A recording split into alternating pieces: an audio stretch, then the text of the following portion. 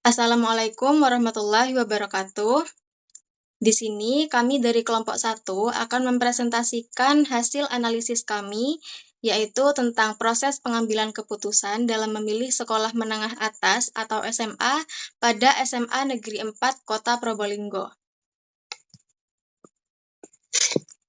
Sebelumnya, perkenalkan, saya Majidatul Ulfa dengan NIM 2364100004.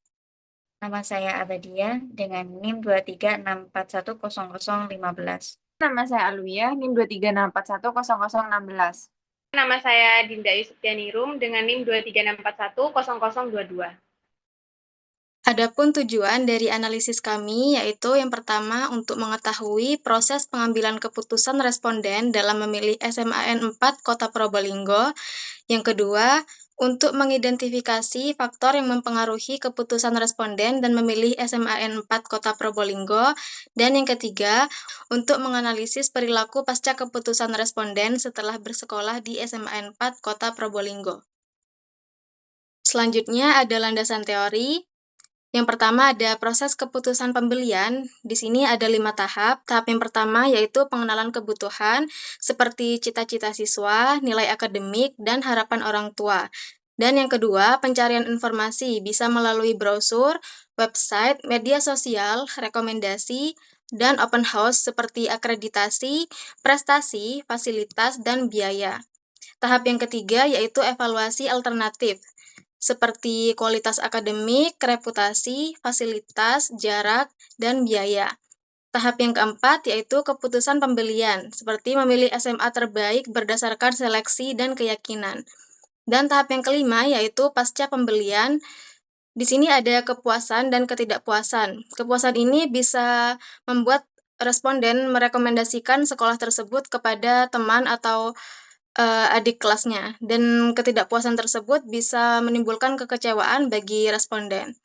Dan yang kedua ada model tradisional dan keterlibatan, yaitu konsumen rasional dan sistematis.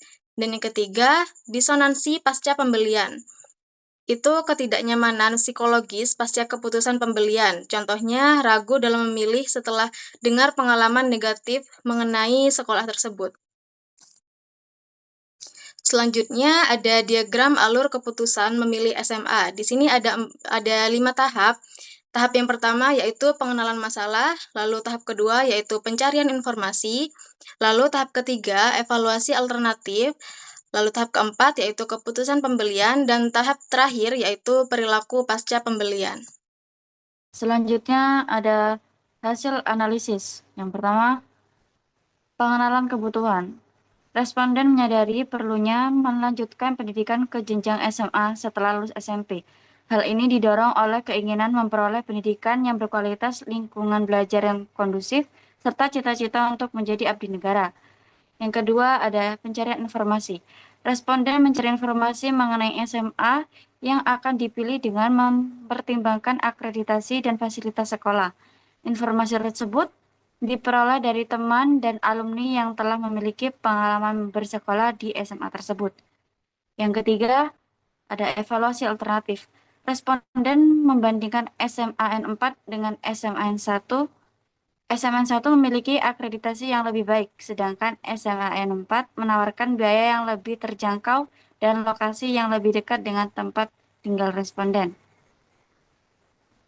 Selanjutnya, keempat, keputusan pembelian. Berdasarkan hasil evaluasi, responden memutuskan memilih SMAN 4. Keputusan ini dipengaruhi oleh hasil seleksi nilai rapor, kuota penerimaan, biaya pendidikan, serta rekomendasi dari teman dan alumni. Dan yang terakhir ada perilaku pasca pembelian. Setelah bersekolah di SMAN 4, responden merasa puas dan menilai keputusannya sudah tepat. Proses pembelajaran berlangsung kondusif, metode pengajaran guru bervariasi, lingkungan sekolah nyaman, serta responden memperoleh banyak relasi. Pengalaman ini mendorong responden untuk merekomendasikan SMAN 4 kepada calon siswa lain. Selanjutnya yaitu faktor eksternal. Di sini faktor eksternal itu ada 5. Yang pertama yaitu pengenalan kebutuhan. Calon siswa dan orang tua menyadari perlunya melanjutkan pendidikan SMA demi kualitas pendidikan, lingkungan belajar, dan peluang masuk untuk perguruan tinggi. Yang kedua yaitu pencarian informasi. Informasi SMA diperoleh dari berbagai sumber untuk mengetahui akreditasi, fasilitas, prestasi, kurikulum, dan biaya. Yang ketiga yaitu evaluasi alternatif. Beberapa SMA dibandingkan berdasarkan kualitas, biaya, lokasi, fasilitas, nilai sekolah, dan peluang masuk ke perguruan tinggi. Yang keempat yaitu keputusan pembelian. Orang tua dan siswa memilih salah satu SMA dengan mempertimbangkan hasil seleksi, kuota, rekomendasi, dan kondisi keuangan. Yang kelima yaitu perilaku pasca pembelian. Kepuasan setelah bersekolah menentukan munculnya rekomendasi positif atau keluhan terhadap sekolah.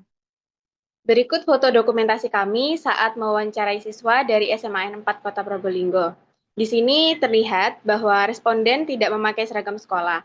Hal tersebut dikarenakan responden sedang bekerja paruh waktu. Selanjutnya yaitu kesimpulan. Berdasarkan hasil analisis, dapat disimpulkan bahwa proses pengambilan keputusan dalam pemilihan SMA melalui 5 tahap, yaitu pengenalan kebutuhan, pencarian informasi, evaluasi alternatif, keputusan pemilihan, dan perilaku pasca pemilihan. Setiap tahap saling berkaitan dan dipengaruhi oleh faktor internal calon siswa seperti minat, kemampuan akademik, dan cita-cita, serta faktor eksternal seperti peran teman, lingkungan, dan reputasi sekolah. Pemilihan SMA yang tepat akan berdampak positif terhadap kepuasan belajar siswa dan pencapaian tujuan pendidikan di masa depan. Selanjutnya, saran untuk calon siswa diharapkan lebih aktif mengenali minat dan potensi diri agar dapat memilih SMA yang sesuai dengan kemampuan serta rencana masa depan. Untuk orang tua, diharapkan mendampingi dan memberikan pertimbangan secara objektif tanpa mengesampingkan minat dan bakat anak. Untuk pihak SMA atau sekolah, disarankan meningkatkan kualitas pendidikan, fasilitas, serta transparansi informasi untuk membantu calon siswa dalam pengambilan keputusan. Bagi peneliti selanjutnya, diharapkan mengembangkan penelitian dengan menambahkan faktor lain atau menggunakan metode penelitian yang lebih mendalam. Baik, sekian penjelasan dari kami. Mohon maaf jika ada kesalahan kata. Terima kasih. Wassalamualaikum warahmatullahi wabarakatuh.